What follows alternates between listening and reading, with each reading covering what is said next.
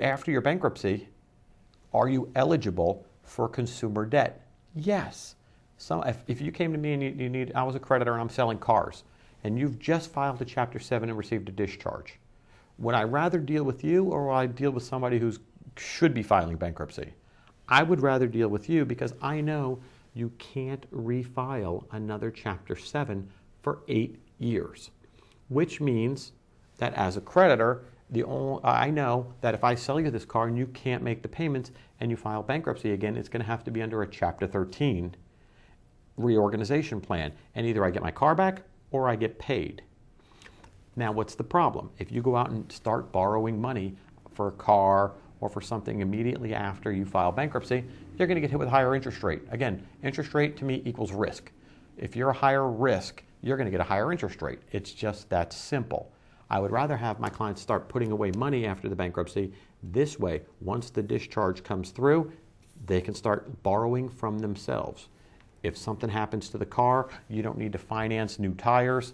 You go to your savings account and you buy the new tires cash. And this way you can move on.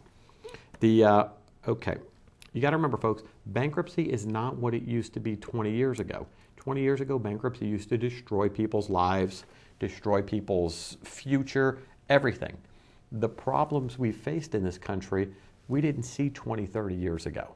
And the difference is now, banks need everybody back in the game. If banks took everybody out of the market who filed bankruptcy for the last 7 to 10 years, just took them out and said, oh, we can't really deal with these people because they're a nightmare. Oh yeah, they filed bankruptcy, so they're out of the game. We can't lend to them. That's bunkers. Banks would go out of business. They need people constantly in the game, constantly financing things. That's the way banks make money. Likewise, cars are so expensive and everything else is so expensive that no one really can save up the cash. Very few people out there can save up the cash to go buy a car and just sign a check. So now what happens? Well, you need a reliable car. You need to get, maybe you drive a lot of miles or whatever. You got to get the kids to school. You need reliable transportation. You got to finance it. But then you got to look at the cost of the credit. Whoops, that shouldn't have fallen out. So then when you're dealing with that, you got to figure out, all right, what's the best deal for me? Should I wait? Should I borrow from myself? Or should I finance something? Knowing the risks. Usually about 2 years after the bankruptcy is over, you should have good enough credit score so that you can go out and finance something at a normal interest rate.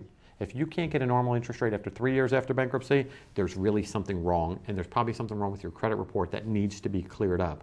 And that's a whole other question.